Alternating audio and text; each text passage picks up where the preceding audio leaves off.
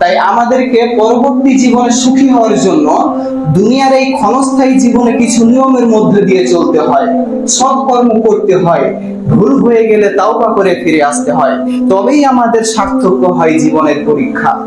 সম্মানিত উপস্থিতি, মৃত্যু একবার দরজায় কড়া নাড়লেই জীবন ঘন্টা বেজে যাবে। তখন থাকবে না কোনো সৎকর্ম করার সময়, থাকবে না ভুল সংশোধনের কোনো সুযোগ।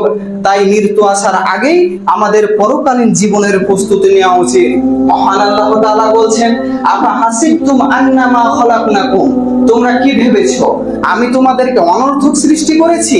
আবাসা ওয়া আন্নাকুম ইলাইনা লা তুরজাউন, এবং তোমাদেরকে আমার কাছে কখনো ফিরে আসতে হবে না।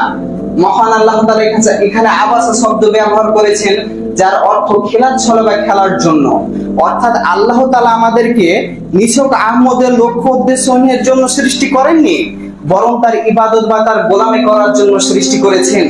এই গোলামি করার বদৌলতে আমরা নির্ধারিত পরিমাণে নম্বর পাবো, যার উপর ভিত্তি করেই নির্ধারিত হবে আমাদের পরকালীন জীবনের ভাগ্য।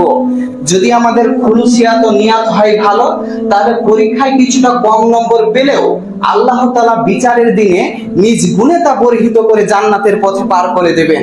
আর যদি নিয়াত হয় ভেজালযুক্ত, তাহলে কর্মফল হবে ফাঁপা বেলুনের মতো, অন্তঃসার শূন্য মূল্যহীন।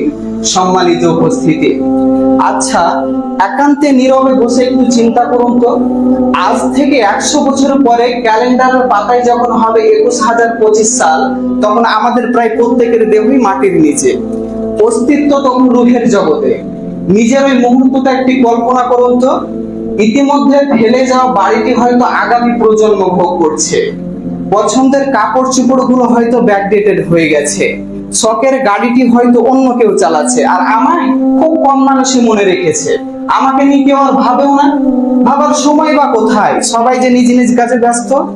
যাদের ভবিষ্যৎ নিয়ে চিন্তা করতে করতে নিজের জীবন শেষ করে দিয়েছিলাম, আজ তারা আমাকে নিয়ে ভাবার সময়টুকু বের করতে পারছে না। এটাই পৃথিবী, এটাই এখানকার নিয়ম। বাস্তবতা হলো এই দুনিয়া আমাদের কল্পনার চাইতেও ছোট। কিন্তু বড়ই আফসোসের বিষয় যে এই কঠিন বাস্তবতার কথা জেনেও মৃত্যুর ব্যাপারে আমরা সবচাইতে বেশি উদাসীন, সবচাইতে বেশি গাফেল। যেই দুনিয়ার ভেসার কোনো মেয়াদ নেই, সেই দুনিয়াকেই আমরা আপন করতে ব্যস্ত। সব সময় শুধু আমার এই মত, আমার টাকা, আমার সম্পদ, আমার বাড়ি গাড়ি, আমার পছন্দ অপছন্দ, আরো কত কিছু। আমাদের চাহিদার অন্ত নেই। যার আছে যত বেশি, তার চাহিদাও তত বেশি। গাড়ি আছে বাড়ি চাই, বাড়ি আছে নারী চাই, এটা আছে ওটা চাই, শুধু চাই আর চাই। যার সাইকেল আছে সে মোটর সাইকেল চাই, আর যার মোটর সাইকেল আছে সে প্রাইভেট কার চাই, আর যার প্রাইভেট কার আছে সে উন্নত মানের ব্র্যান্ডের গাড়ি চাই, আর যার উন্নত মানের ব্র্যান্ডের গাড়ি আছে সে এই মানের একাধিক চাই। এভাবেই চলতে থাকে, কিন্তু চাহিদা মেটে না। মৃত্যু যখন এদের কাছে এসে যায়, তখন কেবল এদের হুঁশ ফেরে, কিন্তু ততক্ষণে তাদের সময়ের দরজা বন্ধ হয়ে যায়। এই জন্যই তো আল্লাহ তাআলা বলছেন, আলহাকুমুত তাকাসুর, দুনিয়ার প্রাচুর্যতা, দুনিয়ার অধিক পরিমাণ ভোগ সম্ভার তোমাদের গাফিল করে রেখেছে, হাত্তা যুরতুমুল মাকাবির, এমনকি তোমরা এমনি করেই কবর পর্যন্ত চলে আসো। সম্মানিত উপস্থিতি, অধিক অর্জনের নেশা মানুষকে তার আপন প্রভু মহান রব্বুল আলামিনের নির্দেশ পালন করা থেকে বিরত রেখেছে।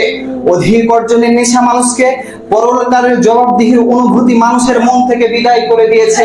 অধিক অর্জনের নেশা মানুষকে পরকালের পরিণতির ব্যাপারে এবং নৈতিক সীমা ও অনৈতিক সীমার দায়িত্ব দিয়েও গাফিল করে দিয়েছে। অধিক অর্জনের নেশা মানুষকে অধিকারীর অধিকার এবং তা আদায় করার ব্যাপারেও গাফিল করে দিয়েছে। জীবনযাত্রার মান উন্নত করার চিন্তায় এরা মশগুল।